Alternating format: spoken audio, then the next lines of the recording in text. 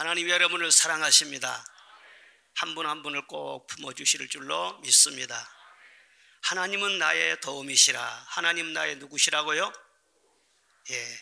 여러분 한 분 한 분의 고백이 되시기를 바랍니다. 자, 오늘 말씀 중에 5절을 다 같이 다시 한번 읽겠습니다. 5절 시작.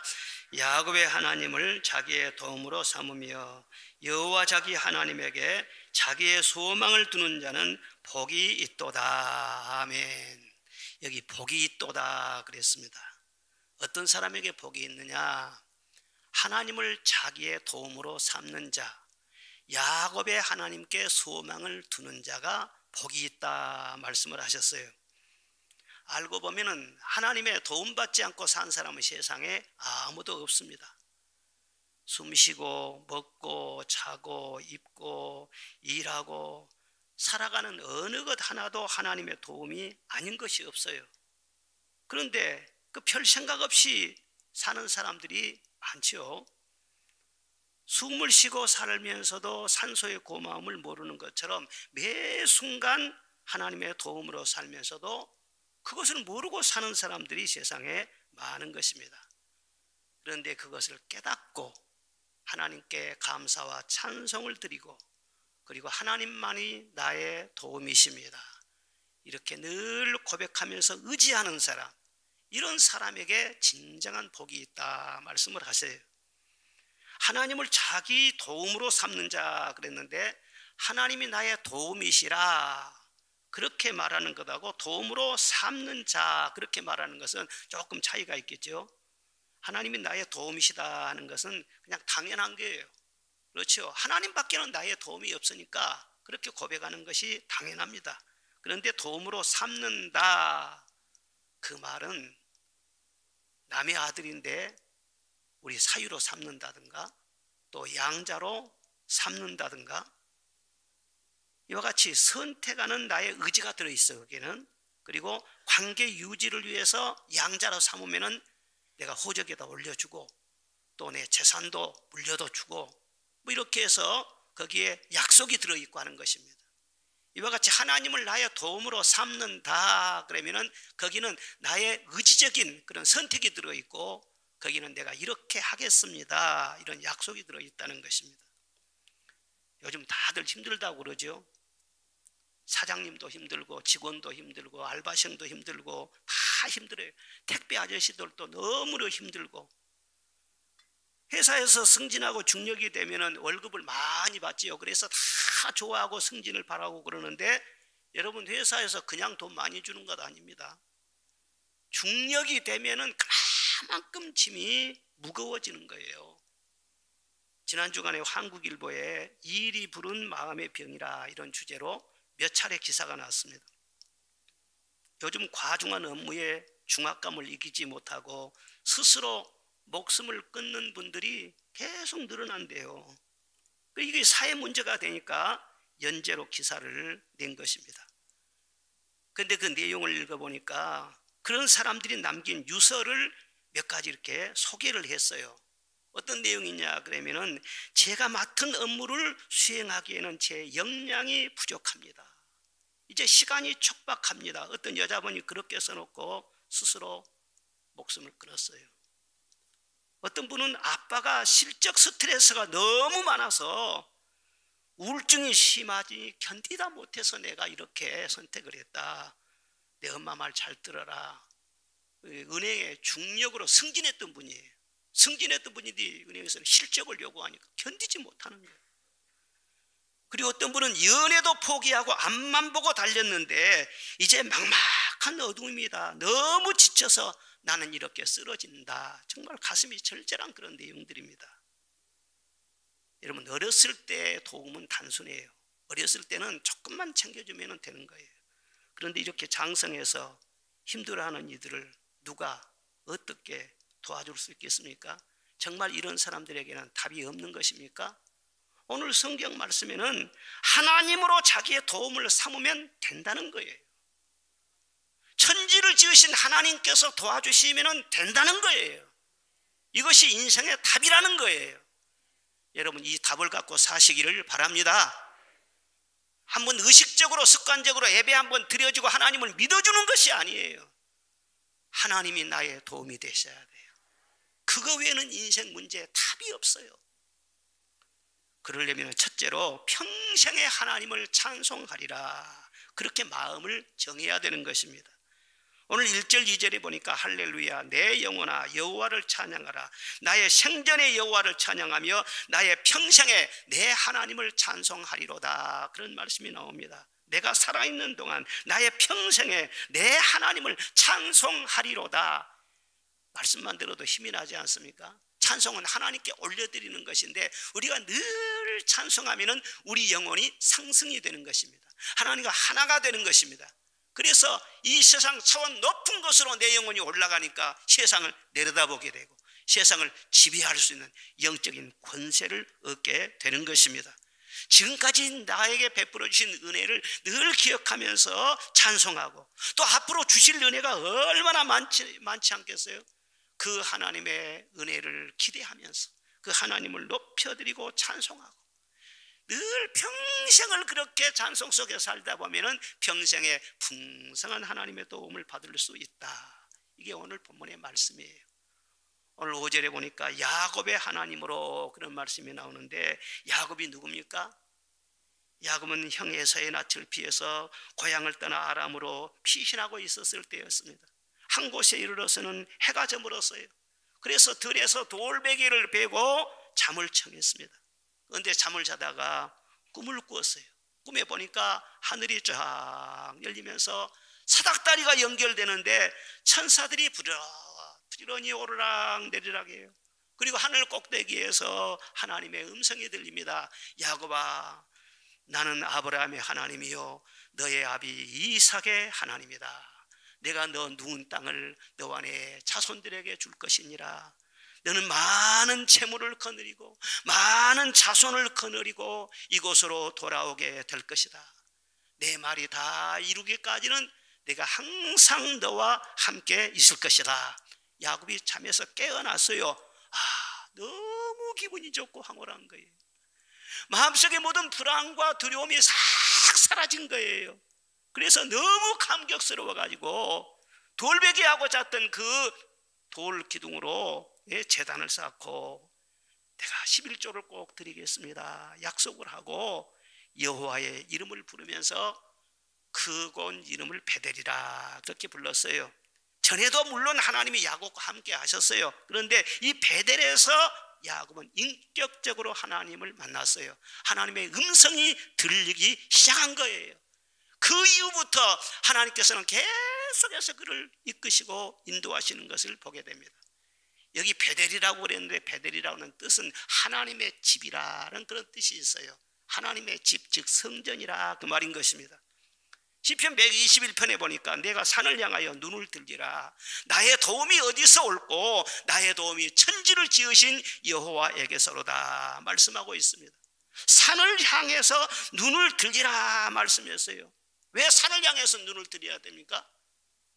이 산은 하늘과 땅을 연결해 주는 것으로 그렇게 의미가 있는 것입니다. 그래서 성경에 산 그러면은 성전을 의미하는 거예요. 여러분, 하나님은 천지에 충만하시죠. 하나님의 영역이 없는데 영역 밖에 벗어난 곳이 세상에는 전혀 없는 것입니다. 그렇게 충만한데도 사람들은 전혀 하나님 모르고 살잖아요. 전혀 하나님과의 관계없이 숨쉬고 먹고 사는 줄로 그렇게 착각하고 살잖아요. 왜? 하나님을 만나지 못했기 때문에. 그럼 어디서 하나님을 만나는 것입니까? 하나님을 만나는 장소가 어디입니까? 하나님은 그 성전에 계시니 온 천하는 그 앞에서 잠잠할지어다. 베델에서 야곱이가 하나님을 만나는 것처럼 하나님의 거룩한 전, 이 성산에서 마음을 다해서 찬송하고 기도하고 예물 드리고 하나님의 말씀을 받고 사모하면서 예배를 드릴 때에 영으로 하나님을 만나게 되는 줄로 믿습니다. 여기에서 하나님의 은혜를 깨닫게 되어질 줄로 믿습니다. 그래서 우리가 성전을 늘 사모하는 거예요. 평상시에 세상에서 열심히 일을 하며 살면서도 늘 성전을 사모하는 것은 왜 그렇습니까? 세상에서 살다 보면은 너무 바빠가지고 하나님을 잊고 살 때가 있는 것입니다. 하나님을 잊을 때 내 영혼이 참 피곤해지는 것입니다. 그런데 성전에 나와서 예배를 드릴 때 내 영혼이 다시 소생하게 되는 것입니다. 성령의 충만함을 받게 되는 것입니다. 그래서 우리는 늘 주의 성전을 사모할 수밖에 없어요. 그러나 이 성전하고 관계가 없는 사람, 성전과 거리가 먼 그런 사람들은 도움을 받지 못해서가 아닙니다. 하나님이 복을 안 주셔서가 아닙니다. 많은 복을 주셨음에도 불구하고 그것이 하나님께로부터 온 줄을 알지 못하니까 감사가 없습니다. 찬송이 없습니다. 복은 받았지만 그 영혼이 피폐해지는 것입니다. 그래서 인생 살면서도 참 공고하고 팍팍하게 되는 거예요. 그런 사람들은 잘 사는 것 같지만 깨닫지 못하니 욕심만 늘어나고 불만만 더해지고 또 주어진 축복도 지키지를 못하는 거예요. 다윗 시대의 인물이었던 나발이라는 사람은 갈멜에서 가장 큰 부자였습니다. 양이 3,000마리, 염소가 1,000마리나 되는 엄청난 부자였어요. 그런데 다윗이 비난을 다니면서 이 나발의 목장 근처에서 한동안 머물렀는데 그 덕분에 이 나발의 양떼가 안전했어요. 양도둑이라든가 강도의 피해를 전혀 입지를 않았습니다.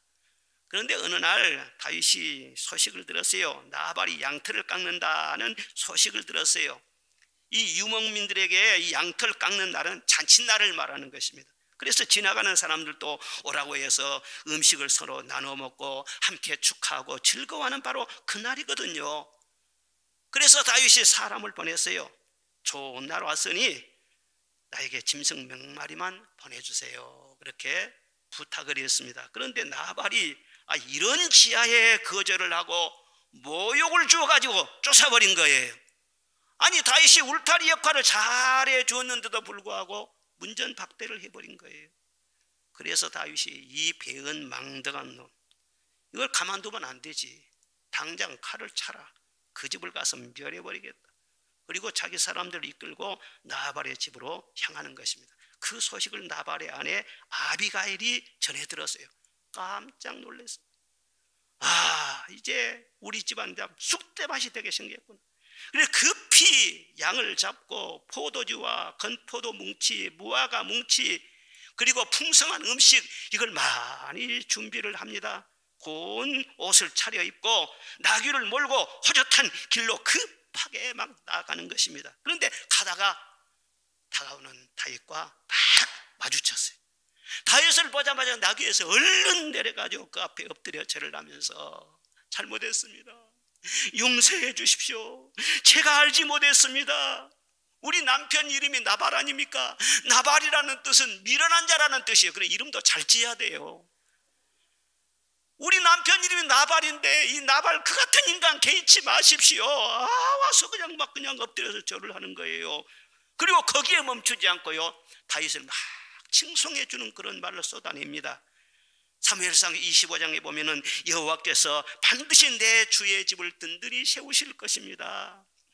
내 주의 일생에는 잘못된 것이 하나도 없으십니다. 내 주께서는 지금 여호와의 싸움을 싸우고 계십니다. 그러니 하나님께서 생명사계로 내 주의 생명을 지켜주실 것입니다. 그리고 이스라엘의 왕으로 내 주를 세우실 것입니다. 여호와께서 내 주를 후대하실 때 원컨대 내 주의 여종을 생각해 주시옵소서. 아비가일이 성경에 보면 용모도 아름답고 아주 총명한 여자라고 했어요. 그런데 지혜로운 말로 막 다윗을 칭송을 해주고 그렇게 죽여 세워주고 그러니까 다윗도 남자인데 호감이 가지 않겠어요? 내가 급히 와서 나를 영접하지 아니했더라면 과연 나발에게 한 남자도 남겨주지 않았을 것이냐. 그리고 가져온 것을 그 손에서 받고 그냥 돌아갑니다. 그런데 그 후로 하나님이 나발을 치셨어요. 그래서 10일 만에 몸이 빳빳이 굳어가지고 죽습니다. 나발이 죽었다는 소식을 듣고 다윗이 사람을 보내서 아비가일에게 청혼을 했어요. 나와 결혼하자. 그러니까 이 아비가일이 지체 없이 기다렸다는 듯이 그럽지요 하고는 따라가 버린 거예요. 그 여자들 속은 알 수가 없어요. 그래서 다윗의 아내가 됩니다. 여러분, 나발의 그 엄청난 재산 어디로 갔을까요? 아니 아비가일이 다윗에게 시집을 갔을 때 다 가지고 갔을 거 아니에요. 그거 다 다윗 것이 되었지 않겠어요? 여러분, 부부간에도 은혜를 아는 사람과 그렇지 않은 사람은 그 마지막이 극명하게 이렇게 갈리는 것입니다. 은혜를 알고 하나님의 사람을 알아보고 축복했던 이 아비가일은 위기가 오히려 기회가 되었어요. 평생 다윗 왕의 사랑을 받는 왕비의 복을 받았어요. 그런데 은혜를 알지 못하고 악으로 선을 갚고 하나님의 사람을 멸시하고 박대한 나발은 복을 누리지도 못하고 버림을 받았어요. 그래서 욥기의 말씀에는 하나님이 하신 일을 찬송하기를 잊지 말라 그랬어요. 우리가 다 같이 은혜를 받았어요. 그런데 그 다음 차이가 어디서 나느냐? 그 은혜를 잊지 아니하고 하나님께 감사하며 늘 찬송하느냐, 그 은혜를 잊어먹고 사느냐, 여기에서 그 다음에 간격이 확 벌어지게 되는 것입니다. 시편에 보면은 찬송은 정직한 자들의 마땅한 것이요 선하고 아름다운 것이라 말씀하고 있어요. 늘 하나님을 찬송하고 또 하나님의 사람에게 늘 칭송을 드리면서 그렇게 사는 것이 나에게 복이 된다는 것을 여러분 믿으시기를 바랍니다. 하나님께서 다윗을 통해서 이 나발을 지켜주셨으니까 나발에게 있어서 다윗은 은혜의 통로인 것입니다. 은혜의 통로로 하나님께서 다윗을 사용하신 거예요. 그러면 은혜의 그 사람을 알아보는 것이 곧 하나님을 알아보는 것이 되는 것입니다. 오늘날도 하나님께서는 사람을 통해서 우리에게 늘 도움을 주고 계시는 거예요. 부모님을 통해서 도움을 주세요. 형제들을 통해서 도움을 주시기도 해요. 결혼한 다음에는 사랑하는 내 아내를 통해서, 내 남편을 통해서 많은 도움을 주는 것입니다. 그리고 사회의 여러 가지 이론으로 이렇게 살다 보면은 사회의 많은 이웃들이 요소요소에 우리에게 많은 도움을 주는 것입니다. 그런데 우리 성도들이 하나님의 은혜에 대해서 하나님께 찬송할 뿐만 아니라 이렇게 도움의 통로로 쓰임받고 있는 주변의 사람들에게 대해서도 늘 고마워하는 마음을 품고 그들을 칭찬해주고 격려해주고, 이럴 때 아비가일처럼 복을 받을 것이고 동서남북에서 여러분을 돕는 자들이 일어날 수 있다는 것을 믿으시기를 바랍니다. 현대인들이 어느 시대보다도 풍요롭고 편리한 생활을 하면서도 성전을 멀리함으로 말미암아 은혜가 식어진 것입니다. 은혜가 식어지다 보니까는요, 옛날보다 훨씬 풍요롭게 잘 사는 것 같아도 불만이 많아지는 거예요. 원망이 많아지고 욕심만 늘어가는 거예요. 오늘 현대의 위기라고 하는 것은 정치적인 위기나 경제의 위기나 외교의 위기나 이런 위기만이 아닌 것입니다. 진짜 큰 위기는 윤리적인 타락이고 영적인 위기라는 것을 알아야 되는 것입니다. 영적으로 하나님과 뒤틀리고 잘못되어 버리면은 정치나 경제나 모든 것이 다 잘못된 길로 갈 수밖에 없는 것입니다. 그래서 우리는 성전을 늘 사모하면서 성전에서 주신 은혜로 말미암아 내 영혼이 하나님과의 관계가 항상 든든해야 될 줄로 믿습니다. 그래서 내 영혼이 늘 살아 움직이고 소생하고 하나님의 은혜가 늘 강물처럼 흐르도록 그렇게 우리가 신앙생활을 잘해야 되는 것입니다. 찬송 생활이 바로 능력 있는 생활인 것입니다. 찬송할 때 천사들이 왕래하고 악귀가 떠나가고 내 영혼이 기뻐하고 내 몸의 세포도 살아서 움직이고 내 피는 신선해지고 내 뼈는 윤태가 줄 줄로 믿습니다. 찬송할 때 하나님이 기뻐하심으로 하나님께서 늘 우리에게 기쁨을 주시고 능력을 부어주시고 이것이 바로 승리의 비결이라는 것을 알아야 되는 것입니다. 하나님을 나의 도움으로 삼겠습니다. 그것은 내 평생에 나는 찬송하며 살겠습니다. 그런 다짐이기도 한 거예요. 둘째로는 평생에 하나님만 의지하리라, 그런 마음을 정해야 되는 것입니다. 오늘 3절에 보니까 귀인들을 의지하지 말며 도울 힘이 없는 인생도 의지하지 말지니 그의 호흡이 끊어지면 흙으로 돌아가서 그날에 그의 생각이 소멸하리로다 그랬어요. 다른 현대인의 성경 번역을 보니까 인간이 어찌 인간을 구해낼 수 있으랴, 죽고 나면 먼지로 돌아가 그날로 그들이 세워두었던 계획은 끝장나고야 만다, 그렇게 되어 있어요. 무슨 얘기입니까? 절대 사람 믿지 말라 그 말이에요. 그 사람이 귀인이 됐든지 대단한 슈퍼맨이 됐든지 아무리 나에게 호감을 주는 그런 사람이 됐든 어떤 사람이 됐든지 귀인들을 의지하지 말고 방백들을 의지하지 말고 도울 힘이 없는 인생을 의지하지 말고 오직 하나님 한 분만 의지해라. 사람 의지하다가 실망하고 상처받는다는 거예요. 그리고 또 너 자신도 지나치게 믿지 말라. 물론 자신감이 어느 정도 필요한 것은 사실이지만은 하나님을 떠난 자의 자신감은 결국은 좌절과 절망으로 끝나게 되는 것입니다. 또 요행도 믿지 말라는 거예요. 요행을 믿다 보면 약속의 말씀을 믿어야지. 요행을 믿다 보면 영원히 피폐해지는 것입니다. 내가 어디 투자를 해서 내가 대박이 났다든가, 로또에 그냥 당첨이 됐다든가, 그냥 도박해서 횡재를 막 했다든가, 이런 그 요행, 이걸 좋아하지 말라. 그건 믿을 건 못 된다는 거예요. 언젠가 한 번 그냥 막 로또 당첨이 되고 막 그런 것 같아도 언젠가 그것이 덫이 될 수도 있다는 거예요. 그런데 사람들은 어떻습니까? 본능적으로 사람을 믿고 의지해요. 조금 누가 가까이 하다 보면은요, 홀딱 그 사람을 의지하는 거예요. 돈이 생기면 돈을 믿고요. 머리가 좀 뛰어난 사람은 자기 명철을 믿고요. 또 요행을 믿고, 믿을 게 없으면 미신이라는 늘 믿으려고 하는, 이게 바로 인간의 심리인 것입니다. 하나님을 모르니까, 자기로서는 안 되니까는요, 무엇을 막 믿으려고 하는 거예요. 저도 어렸을 때 말이죠, 제일 부러웠던 사람들이 누구냐 그러면은 부자 부모를 둔 친구들이 그렇게 부러웠어요. 우리 동네에서 부자라고 하면은요, 농토가 많고요, 또 적어도 염전은 꼭 있어야 돼. 염전 말이죠, 몇 정보라도 가지고 있고, 그런 사람은 대개 도시에다 또 집을 사놓고요, 그 아버지들이 늘 도시를 왕래하면서 자꾸 좋은 선물도 자식들 사다 주고 그렇습니다. 그러면 그것이 그렇게 부러워 보였어요. 그 애들은요, 책가방도 달라요. 나는 그냥 책보에다 딱 둘둘 말아가지고 이렇게 허리에다 묶어가지고 학교 다니는데, 그 애들은요, 책가방, 이야, 너무너무 멋진 거예요. 도시락도 차원이 달라요. 고추장 차원도 달라요. 멸치볶음도 말이죠, 설탕이 많이 들어가고요, 파삭파삭한 과자 같아요. 너무너무 맛있어요. 크레파스도 말이야, 나는 12가지 색인데 그 애들은요 24가지 색, 36가지 색이요. 그런 걸 가지고 그림을 그리니 아무리 그림 실력이 좋아도 따라갈 수가 없는 거예요. 늘 그 애들 부러워해서요, 늘 도시의 왕래를 하면서 도시바람을 쐬우고 갔다 왔던 얘기를 하고, 그럴 때 그렇게 부러워했어요. 그런데 지금 와서 보면은요, 그 친구들 어디서 지금 뭐 하고 있는지 궁금해요. 성장해서 깨닫는 것은 세월이 지나도 영원한 부자는 없더라 하는 것입니다. 좋으신 하나님을 일찍 만나는 것이 큰 복인 줄로 믿습니다. 저는 그렇게 부러운 것이 많아가지고 참 외롭기도 하고 가난하기도 하고 참 아쉬움도 많았어요. 그래서 내가 한번 하나님을 딱 믿은 다음부터는요, 절대로 하나님을 놓칠 수가 없었어요. 왜? 하나님 한 분 외에는 의지할 것이 아무것도 없으니까 하나님 놔버리면 나는 끝장인 거예요.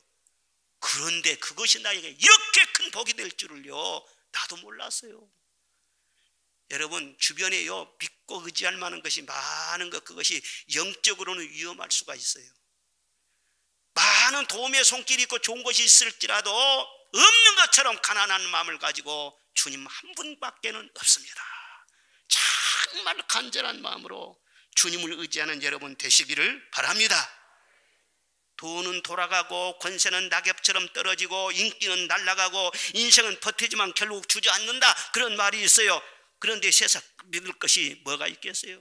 하나님 외에는 믿을 것이 아무것도 없다는 거예요. 세상에는 하나님만 영원하시고 하나님만 영원히 진실함을 지키시고 영원히 다스리신다고 말씀하신 것입니다. 그 하나님의 도움을 받고 산다고 하는 게 얼마나 신나는 일 아닙니까? 얼마나 기대가 되는 일 아닙니까? 하나님의 도움을 받는 비결이 뭐예요? 야곱의 하나님 그랬잖아요. 왜 아브라함의 하나님, 이삭의 하나님도 있는데 야곱의 하나님을 말씀하시는 것입니까? 야곱이라는 뜻은요, 발꿈치를 잡는 자, 그런 뜻이에요. 그러니까 태어날 때 자기 형의 발꿈치를 잡고 따라 나왔지 않습니까? 내 것을 확보하기 위해서 남의 발목을 잡는 자, 이게 바로 야곱인 것입니다. 그런데 야곱이가 변화가 됐습니다. 하나님을 만난 다음에 변화가 됐습니다. 그래서는 사람의 발목을 잡는 것이 아니라 천사와 씨름하면서 기도의 삿발을 붙잡는 것입니다. 나에게 복을 주십시오, 나에게 복을 주십시오, 막 씨름을 하는 것입니다. 기도를 하는데 씨름하면서 기도를 했어요. 그래서 그 기도의 응답으로 위기에서 벗어났고 하나님의 큰 도움을 받았고 평생도록 그 도움이 끊어지질 않고 계속 이어졌어요. 그게 바로 야곱이에요. 그래서 야곱의 하나님을 말씀하신 거예요. 야곱을 봐라. 너도 그와 같이 하면은 내가 야곱처럼 너에게도 큰 도움을 베풀어 줄 것이다. 너에게도 기적을 보여줄 것이다. 내 모든 시험 무거운 짐을 주 예수 앞에 아뢰이면 근심에 쌓인 날 돌아보사 내 근심 모두 맡으시네. 내 모든 시험 무거운 짐을 어떻게 하라고요? 주 예수 앞에 아뢰이면. 우리가 도움을 받는 비결은 다른 거 아니에요. 주 예수 앞에 아뢰이면.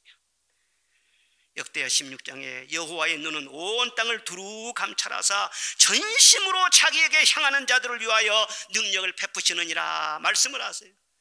여기에 많은 분들이 함께 예배를 드리고 있지만 하나님께서는 다 여러분의 마음을 저울질하실 것입니다. 이 많은 사람들 중에서 가장 전심으로 가장 가난한 마음으로 내게 향하는 자가 누굴까? 그 사람에게 능력을 베풀어 주신다는 거 아니겠어요? 여호와께서는 자기에게 간구하는 모든 자, 곧 진실하게 간구하는 모든 자에게 가까이 하시는도다. 기도를 해도 진실하게 하라는 거예요. 하나님이 안 들어주시면 뭐 다른 구멍도 있고 이런 식으로 뒷구멍 놓고 하는 그런 기도 말고 하나님 아니면 안 돼요. 하나님 도와주세요. 진실한 기도. 하나님은 질투하시는 하나님이에요. 그래서 두 마음을 품는 자를 기뻐하지 않습니다. 한편으로는 하나님을 의지하고 한편으로는 사람을 의지하고 이게 하나님께서는 좋아하지 않아요.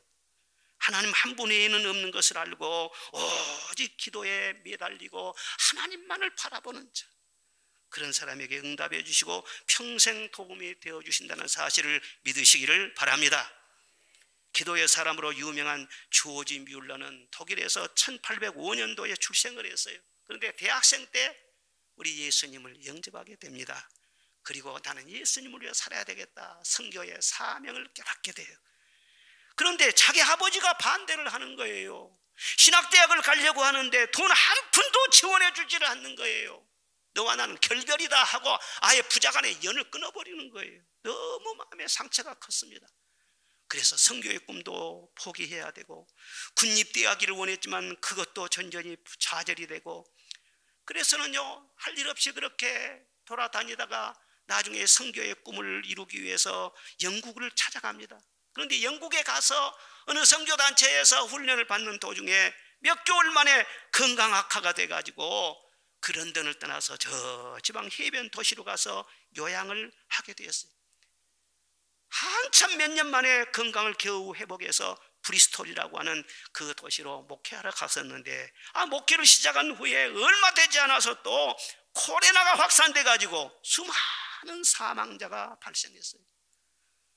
그 후로도 1849년, 1854년, 1866년도에 세 차례나 이 코로나 팬데믹으로 유럽의 인구가 감소될 정도로 많은 사람이 죽음을 당했습니다.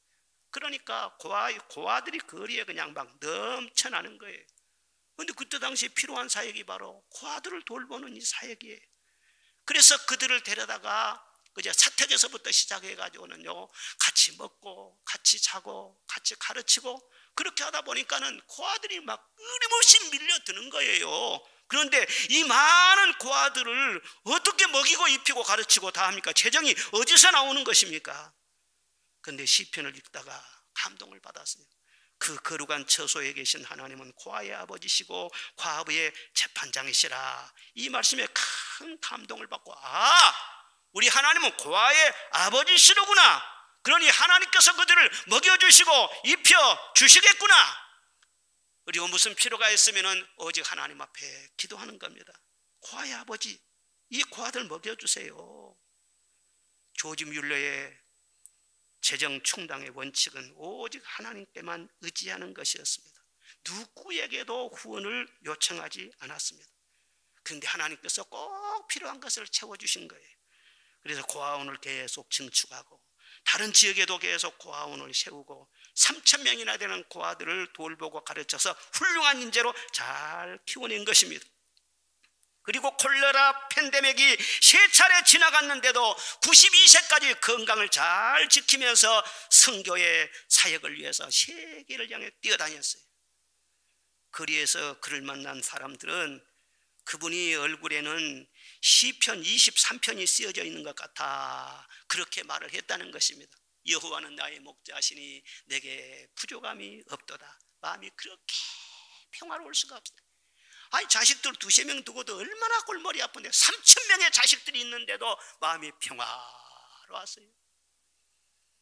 찬송에 있잖아요. 내 짐이 점점 무거워질 때 주 예수 앞에 아뢰이면 주께서 친히 날 구해 주사 내 대신 짐을 져주시네. 무거운 짐이 있음에도 불구하고 우리 주님 앞에 아뢰했더니 내 대신 짐을 다 져주시는 것입니다. 내 모든 염려를 다 맡아주시는 것입니다. 그러니 마음이 편안하고 얼굴이 화색이 돌 수밖에 없고 마음의 기쁨이 충만할 수밖에 없는 것 아니겠어요? 이 뮬러의 정신은 이 재단을 통해서 오늘까지 지켜내려오고 있는데 사람에게는 도움을 구하지 말라. 모든 일은 기도하고 응답을 기다리며 결정하라. 이것이 바로 뮬러 재단의 기본 정신이라고 하는 거예요. 이런 정신으로 우리가 이 세상을 살아갈 때 세상에 아무리 험한 파도가 밀려오고 코로나 팬데믹, 콜레라 팬데믹, 이놈 팬데믹 아무리 있다고 할지라도 하나님이 우리를 지켜주실 줄로 믿습니다. 우리 인간은 내일 일을 알 수 없는 거예요. 아무리 머리가 좋은 사람도 기술이 뛰어난 사람도 내일 일을 알 수가 없어요. 내일 행복할지 불행할지 무슨 일이 일어날지 이런 상황이 올지 말이죠. 우리가 2년 전에 어떻게 알았겠어요? 아무도 알 수가 없어요. 하나님 외에는 모르는 거예요. 아인슈타인도 모르고 빌 게이츠도 몰라. 스티브 잡스도 몰라요. 그러니까 스티브 잡스가 56세에 사망했지 않습니까? 그거 알았다면 애플이라고 하는 세계 최대의 기업체를 놔두고 그 젊은 나이에 세상을 떠날 리가 없는 것이죠. 아무도 우리 미래는 알 수가 없어. 저도 사실은 지금까지 앞을 보면서 열심히 달려왔는데 달리기는 달려야 되는데 길이 보이지를 않았습니다. 언제나 길이 보이지를 않았어요. 그런데 하나님은요, 체험해 보니까 언제나 길을 감춰놓고 계신 분이셨어요. 홍해처럼 바닷속에 감추기도 하시고 광야에 감추기도 하시고 사막에도 길을 감춰놓고 계시는 거예요. 그래서 처음에는 막막해요. 그런데 오로지 하나님 앞에 그냥 기도하는 거예요. 그것이 하나의 방법이에요.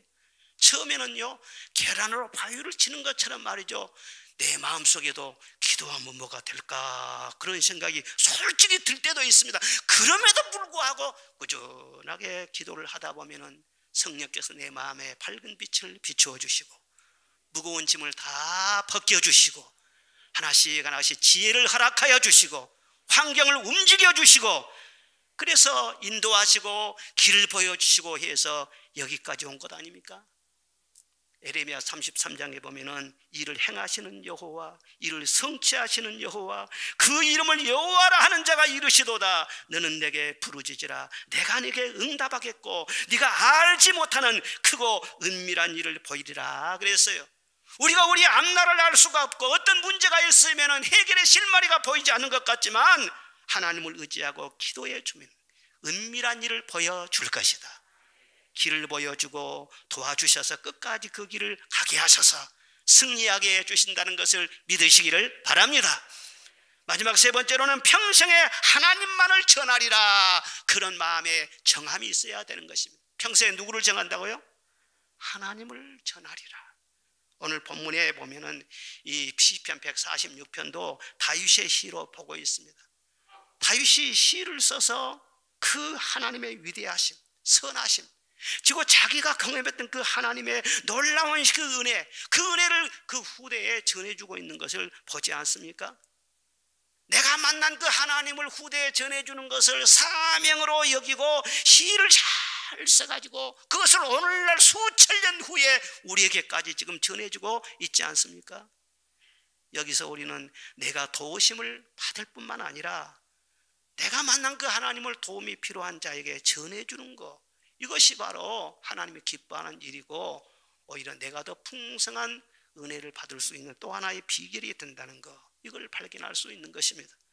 오늘 본 말씀 7절 이하에 보면은 억눌린 사람들을 위해 정의로 심판하시고 줄인 자들에게 먹을 것을 주시고 갇힌 자들에게 자유를 주시고 맹인들의 눈을 여시며 비굴한 자들을 일으키시며 여호와께서 의인들을 사랑하시며 나그네를 보호하시며 고아와 과부를 붙드신다 말씀을 했어요. 그런데 고아 아닌 사람은 해당 안 되네요. 눈 뜬 사람은 해당이 안 되네요. 눌리지 않고 비굴하지 않는 그런 사람은 여기 해당이 안 되네요. 그런데 사실 알고 보면 여기에 해당되지 않은 사람이 아무도 없어요. 육체적으로는요 다 비까비까하고 아주 멀쩡하고 그런 것 같지만 영적으로 보면은 굶주려 있는 거예요. 눌리고 자유한다 말하지만은 죄의 종이 있고 마귀에게 눌리 있고 우울증의 포로가 돼 있고 알코올 중독이나 마약 중독이나 포르노 중독이나 그런 중독에 붙잡혀 가지고 끌려다니는 그런 영혼들이 너무나 많은 거예요. 비굴한 영혼들이 많은 거예요. 겉으로는 눈이 확 밝은 것 같은데 눈먼 자들이 많아요. 천국을 보지도 못하고 하나님을 보지도 못하고 내 영혼의 존재가 있는 줄도 모르고 꼭 봐야 할 것을 보지 못하는 맹인들이 너무나도 많은 거예요. 그 실상을 여기에서 하나님께서 보여주고 있는 것입니다. 정말 길 잃은 나그네, 외로운 그런 고아, 그런 사람들이 바로 다 현재 인생들의 실상인 것입니다. 그런데 육적으로 보니까는 그런 거 안 같거든. 그러니까 사람들이 비방하고 미워하고 막 서로 공격하고 그렇게 살아가지요. 그런데 하나님을 깊이 다윗처럼 체험하지 않습니까? 하나님을 만나지 않습니까? 내가 죽을 환경에 거기 있다가 하나님 앞에 살아나지 않습니까? 내가 코너에 몰리고 내가 절벽에 떨어질 것 같은 그런 위기였었는데 내가 기도하고 찬송하고 살아계신 하나님을 만나서 거기에서 벗어나지 않습니까? 그러면은 그 다음에 내가 살았을 뿐만 아니라 영의 눈이 열리는 것입니다. 내가 그렇게 큰 은혜를 체험한 것처럼 꼭 나와 처지가 비슷한 그런 사람이 주변에 많이 보이는 거예요. 그런 사람들에게 내가 만난 하나님을 전해주는 것, 그것이 바로 우리에게 맡겨진 사명이고 은혜가 계속 이어갈 수 있는 비결이 된다는 것, 이걸 우리에게 전해주고 있는 것입니다. 이 사명을 감당하게 하기 위해서 이것저것 필요한 것을 공급하여 주시고 우리에게 성령을 부어주시는 줄로 믿습니다. 그래서 이 그리스도인들의 생활이라는 것은 피가 늘 도는 것처럼 순환이 있어야 돼요. 은혜를 받아야 되고 은혜를 지켜야 되고 그 은혜를 전해줘야 되고 받고 전해주고 받고 전해주고 늘 이렇게 순환이 돼야 돼요. 이 성전도 사실 순환이 돼야 돼요. 성도들이 여기 와서 다 은혜를 받아야 되고 밖에 나가서 전해줘야 되고 또 전해주는 간증과 감사의 열매를 가지고 이 성전에 와서 예배를 드리고 또 나가서 전해주고, 그래서 세상 속에 하나님의 교회는 필요한 것입니다. 세상과 교회는 딱 분리가 되는 것이 아니라 세상을 위해서 교회가 존재하는 것입니다. 세상 어디를 가든지 여러분들은 세속화되지 말고 여러분이 받은 은혜를 전해주면서 여러분들로 말미암아 어두운 세상이 밝아지도록 그렇게 만들어 가시기를 주의 이름으로 축원합니다. 유명한 오드리 헵번이라는 사람이 남긴 명언이 있습니다. 아름다운 입술을 가지려면 친절한 말을 해라. 사랑스러운 눈을 가지려면 좋은 것만 봐라. 날씬한 몸매를 가지려면 음식을 나누어 먹어라. 혼자 먹는 음식은 비만을 부른다 그랬어요. 그런데 저는 이걸 해석하면서 한 가지를 더 추가하겠습니다. 은혜를 받던데 혼자만 받지 말고 내가 은혜 받고 나누어 주라는 거예요. 왜? 나 혼자만 받고 그대로 멈춰버리면 영적인 비만에 걸린다는 거예요. 사람이 이기적인 사람이 되고요, 은혜 받고 예수 믿는다고 하면서도 뭐가 그렇게 욕심이 많은지 몰라요. 이게 바로 은혜를 이기적으로 나만 받고 멈춰버리기 때문에 그런다는 거예요. 은혜를 받고 늘 나누어주면 순환이 되어서 샘물을 퍼주고 하면은 늘 샘물이 고이는 것처럼 늘 퍼주기를 좋아하다 보면은 내 속에 새로운 은혜가 늘 충만하게 될 줄로 믿습니다. 지금 우리나라도 코로나 백신을 맞기 시작했지 않습니까? 근데 화이자에서 나오는 백신을 맞는다고 하더라고요. 근데 여러분 화이자라는 그 제약회사가 고맙지 않아요? 예? 코로나 때문에 이렇게 온 세계 사람들이 벌벌 떨고 있는데 그 제약회사에서 얼마나 많은 돈을 투자했겠어요. 그 연구원들이 말이죠, 아주 머리가 쪼개질 것 같이 얼마나 밤잠 안 자고 연구하고 그랬겠어요. 그래서 말이죠, 이런 백신을 만들어냈다는 거예요. 그럼 제약회사 사명이 뭐겠어요? 하여튼 많이 생산을 해서 또 너무 비싼 값으로 팔아도 안 되고 적당한 그런 가격으로 해서 온 세상에 이 코로나 때문에 두려워하고 있는 사람들에게 다 나눠주는 것이 그 제약회사의 사명이지 않겠어요? 우리 성도의 사명은 뭐겠습니까? 은혜를 많이 받아서 은혜가 필요한 사람이 세상에 얼마나 많습니까? 여러분, 죄와 사망을 치료하는 백신은 주님의 복음밖에는 없고, 무거운 짐을 나 홀로 지고 견디다 못해 쓰러져가는 인생에게 백신은 하나님의 도우심밖에는 없는 것입니다. 그래서 내가 먼저 늘 도움을 받고 늘 다른 사람에게 전해서 믿게 해주고, 이것이 바로 화이자라는 제약회사에 못지않는 바로 우리의 큰 사명이라는 것을 알아야 되는 것입니다. 이렇게 늘 복을 전해주면 내게도 복이 와요. 긍휼을 베풀어주면 나도 긍휼을 받게 되어요. 용서해주면 나도 용서를 받고, 위로해주면 나도 위로를 받고, 도움을 늘 남에게 주며 살려고 하면 어떤 면으로든지 하나님께서 사람들을 통로로 해서 나를 도와주게 만드시는 것입니다. 도움을 주며 사는 것이 평생 하나님의 도움을 받는 또 하나의 비결인 것을 알아야 돼요. 성령은 돕는 영이시지 않습니까? 하나님은 왕이시라 그러고 예수님은 만왕의 왕이시라 그렇게 우리가 찬양을 하는데, 성령님은 왕이시다 그렇게 또 말을 하진 않아요. 성령은 어떤 분이시냐? 보혜사라고 말해요. 보혜사는 어떤 분이시냐? 돕는 자라는 그런 뜻인 것입니다. 그래서 우리들이 성령 충만해서 성령의 사람이 되려면 돕는 자로 살아야 되는 거예요. 교회 안에서도 내 권위를 내세우거나 섬김을 받으려고 하거나 이러면 성령의 사람이 못 되는 거예요. 늘 섬기려고 하고 돕는 자로 그렇게 살아가려고 하면 성령의 충만함을 받게 되고 성령의 은사가 드러나게 되고 성령이 쓰시는 귀한 사람이 될 줄로 믿습니다. 참 지금은 힘들고 어려운 시대지만은 그러나 우리 생각을 바꿔야 되는 것입니다. 아무리 어렵고 힘든 세상이라 할지라도 천지와 만물을 창조하시고 말씀 한마디로 운행하시고 다스리시는 그 하나님이 나의 도움이 되시고 때마다 일마다 나를 붙들어 주시고 그런다면 걱정 염려할 것이 뭐가 있겠어요? 그 하나님을 늘 찬송하면서 의지하고 기도하시기를 바랍니다. 그리고 그 하나님을 전해주면서 늘 하나님의 도심 속에서 간증하며 살아가는 우리 성도가 되시기를 주의 이름으로 축원합니다.